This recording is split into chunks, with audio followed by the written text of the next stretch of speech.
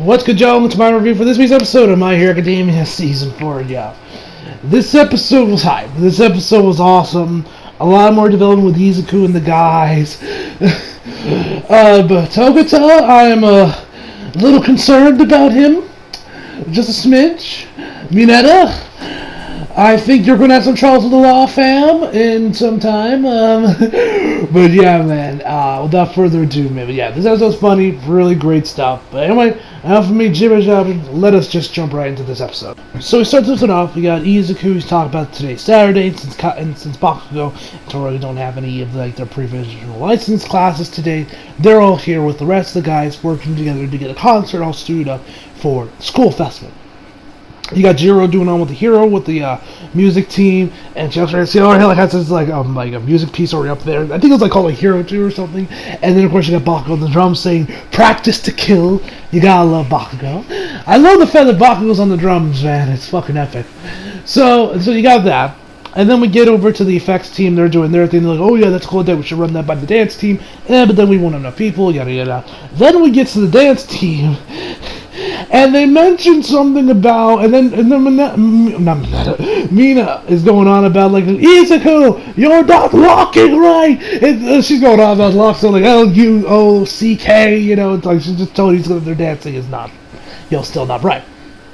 And so she tells me how to do it again, and just go from there. Everyone's just doing their own thing. Then we see someone smile, which at first when we saw that smile, I thought that was Aoyama. I actually thought that was Aoyama, but then we see it's Togata, and the man's going on having this grand plan of how to make his entrance. So I'm gonna start off with a joke and steal a laugh too. And then Izuku's like, "Oh hey Togata," and Matt's looking at Izuku like, "Really, bro? Really? You would do me like that, man? Come on." So then the man legit sticks his ass protruding out of this bush. And in front of him is Eri. Thank God she doesn't see this horrific sight. I legit want to cleanse my eyes with bleach after seeing that. He says, here's the peach, or here's a peach. Obviously reference to the emoji. Bruh. Nah, fam, like I mentioned before, I want to cleanse my eyes with bleach after seeing that. So then, we see Eri. Everyone's like, oh my god, she's so cute. Uraraka's like, oh, that's so cute. Sue says her clothes are lovely. The rest of the guys come in there. Ojiro is like, oh shit, is that your kid? To Togata, obviously not. And then we get to Mineta. Everyone introduces himself, then we get to Mineta. He says, I'm Mineta. I can't wait to see what you look like in 10 years. That was legit what he said, word for word. I'm not bullshitting. Fam. Now, on one hand, I guess that's kind of a compliment. I don't really know why, but bruh, I think you're pushing it just a little too far with that one, my dude. Like, bruh, she's 6. Come on now. Is there no end to your pervertedness? Is there no end is there no end to it, man? Is there literally no end to it? Whatever the case may be, literally after he said it, Eri immediately goes and hides behind Togata. She's like, no, fuck this guy. I don't want anywhere near him. So Togata's around that. So anyway, Eri goes behind Togata. So then Togata says he wants her to, they agreed, or Aizawa says that that the principal has agreed to taking her to the school festival. I gotta admit, I do not like Principal Nezu's sub voice. Like, I mean, it's fine, but for me personally, the dub voice is way better. So he goes over there. She goes over there, or he goes over there and tells him that, oh yeah, it's good, but since she's been so isolated from society all this long, that you're just thrusting her into the school festival with people all around and all that shit might be a little too much for her, and she might have a panic attack or some shit. So they decide to have her kind of like to teach her, show her around UA for a bit so she can get used to it, which is what they do. So we take over to UA. They're all going over. He asks Izuku if he wants to join him. He says yes. And then from there, you see them kind of just touring around UA. And if you pay attention to Eri, he's kind of like holding on to like a suit jacket while they're walking, which I thought that was kind of cute. He's going on. We see this one team. They're like doing like a speech lecture on one of them, and the dude's like, "Oh my God, is that?" And like they see Aries next to Togata, like, "Oh my God, is that the reason why you're going on your leave from school?" And Togata just saying, he's like, "Oh my God, you're making it sound real." Which I'm like, "Fam, come on now." Japan has some of the lowest birth rates in anywhere, and you think there's some teen pregnancy shit going on, or Tokuto be getting down while he's still in high school? Come on, man. I mean, no, he probably could do that, man. Like Tokuto it's definitely that kind of guy where I think he can swoon a woman off his feet with just a smile, fucking alone, man. So anyway, we go over there. We see some other guys. Then we get to. Then we get to Monoma. So they're outside, and they're mentioning how he's mentioned how there's only about a week or like a month still left till the school festival starts, but everyone's getting started. We see like this, so we see someone carrying this huge like animatronic dragon head, and it kind of just pops it right in front of the screen, and and then we find that's by Tetsu's holding it. He's like, oh, sorry, Midoriya, and then, and he's going to say, hey, are you okay? He says, oh, yeah, she thought it was like the girl that fell from the sky, and she's obviously referring to Ryukyu. And then Monoma comes out behind Tetsu. He's like, oh, and he goes on his usual rant, like, oh, listen to you, hey, I heard you're here and not there, oh, and he goes on about like, oh, we are going to kick your ass with our completely original play. You want to know what it's called? Romeo and Juliet and the Prisoner of Azkaban, Return of the King. Yes, you heard me right. I did not stutter. This play, this completely original play, that not even the name is original, combines a Shakespeare play, a fucking Harry Potter movie, and Lord of the fucking Rings. Bruh. Even I'm not that unoriginal. Come on now. Come on, man. But anyway, yeah, so then it goes on about like, oh, you should get a tissue and all this shit. So he just goes on crazy.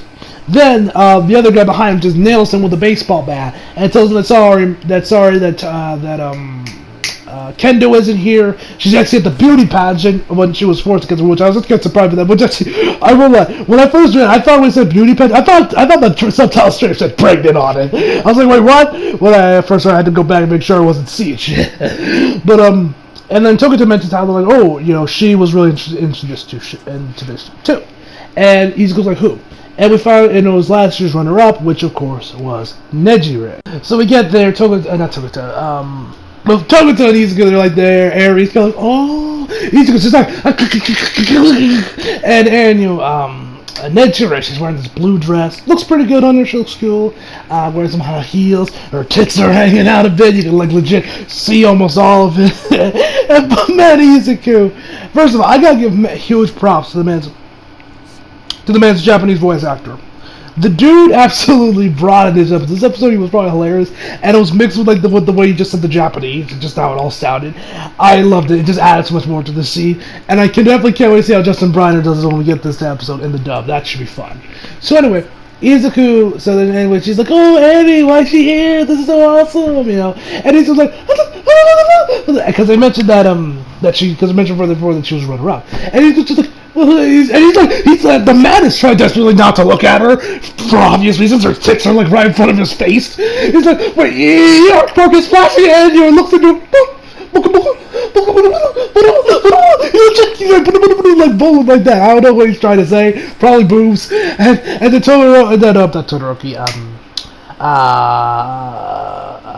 Togata.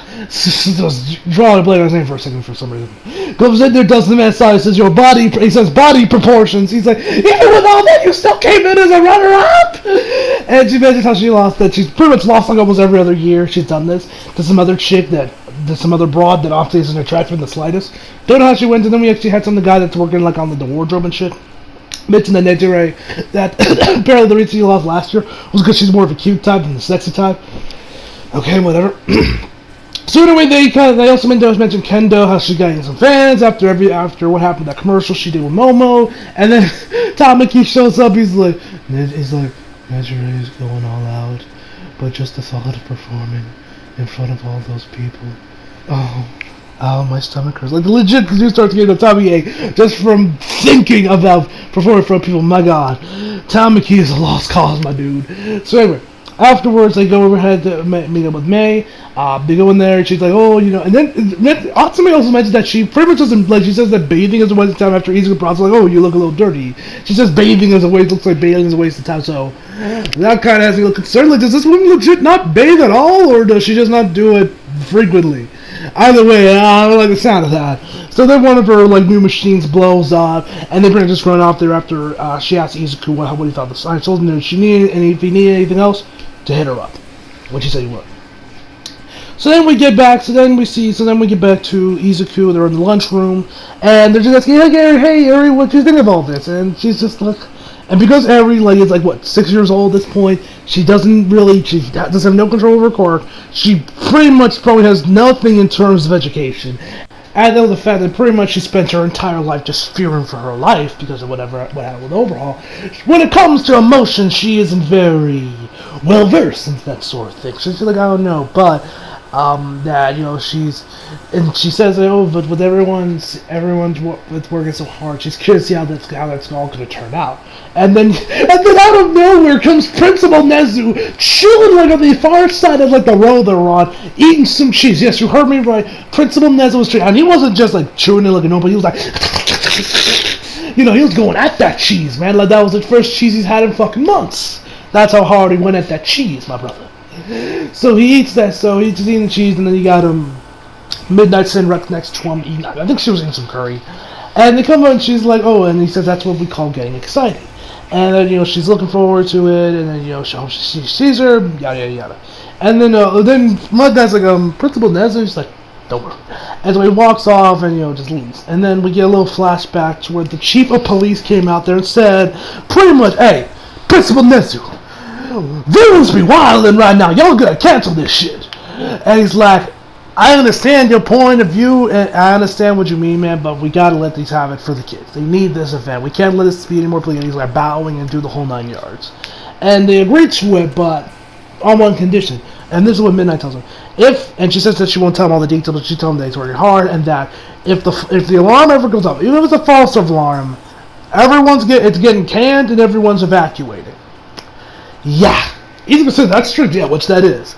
But hey, it's either that or they gotta cancel the event. So, let's just hope there's no fucking alarms going off. Although you got with Gentle going out there going after them, we might see something different. Then again, with the EOP where it is, I don't think they're gonna do anything. And judging from the next episode preview, it looks like Izuku and the guys are gonna be good.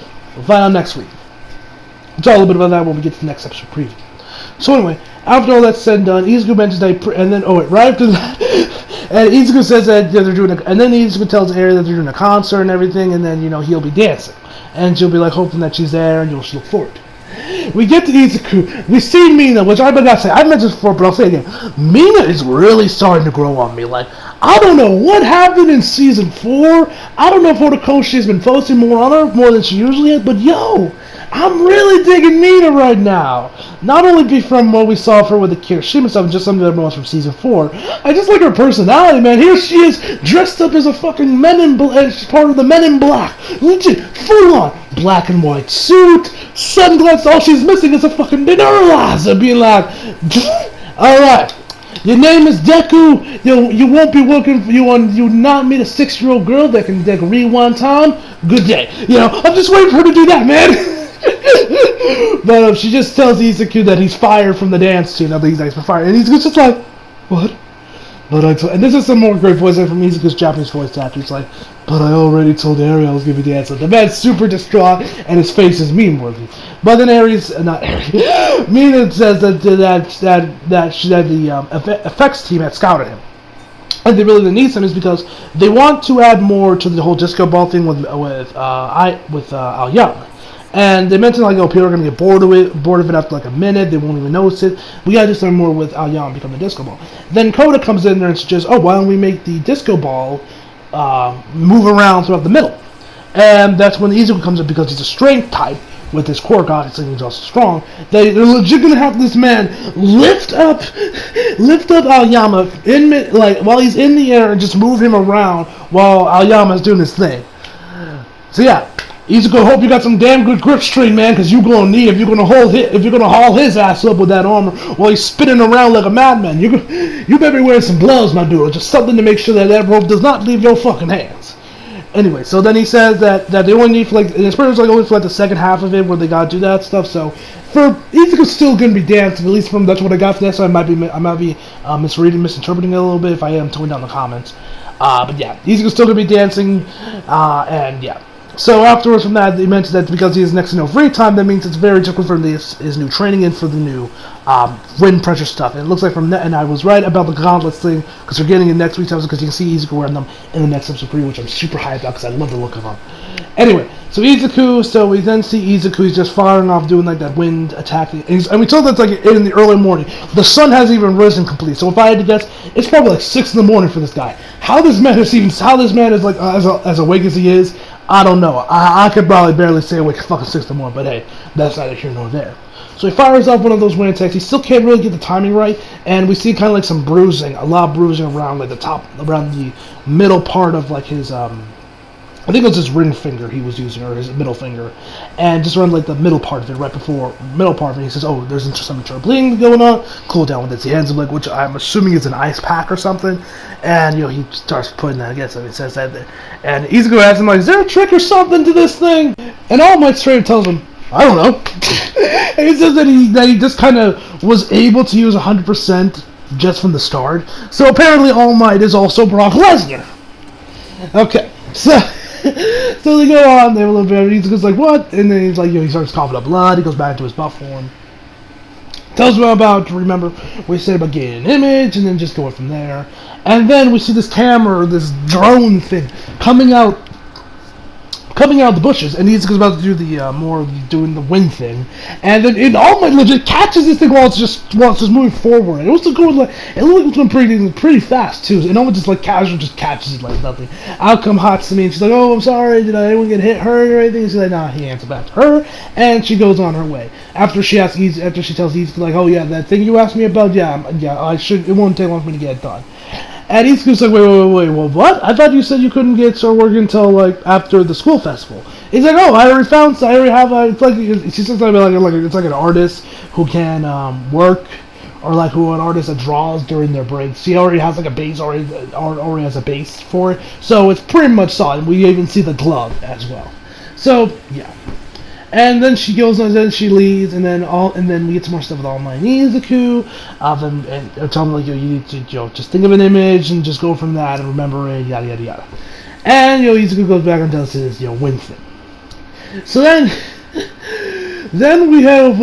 we get to, and then also when we get to talk about the support items, All Might even tells them that he actually had a support item as well that would allow him to use 20 to 30% of his power. And that it was pretty good, and it could work, but it was just bulky, and it would have worked fine if he was a mid to long range fighter. But since he's short range, he would constantly breaking it, and he just decided, I'm just gonna use my fists, my whole body. And Izuku's like, "Wait, what? I didn't know you had a support item." And you think Izuku be the type of guy, and you think Izuku, being the fanboy he is, you're probably surprised that Izuku doesn't know this. You might be even shocked by it. But I'm sure all of us were surprised by Izuku's reaction when he got back to the fucking dorms. Man, looked like he just went fucking insane. So anyway, and he also says, and I like this little line here. He tells what he warns you, and then when he warns you, he's like, "Do not rely on them too much, because I've seen a lot of heroes that don't really know how to use their powers, or can't really use the full extension of their powers when they lose their support item." Which I thought that was a really nice touch there. And I would bring up some Marvel reference, but I legit can't think of any. I guess Tony Stark, if you wanted one. But yeah, I thought that was nice. I thought that was just a nice little thing added by Horikoshi.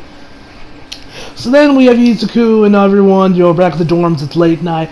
Kaminari is trying to tell the Bago, like, "Hey man, you're going," or Bago's telling him that he's going too fast to keep up with him. And Kaminari's like, "But dude, you keep changing, like I think he's like called it like the tempo or whatever," and it's confusing.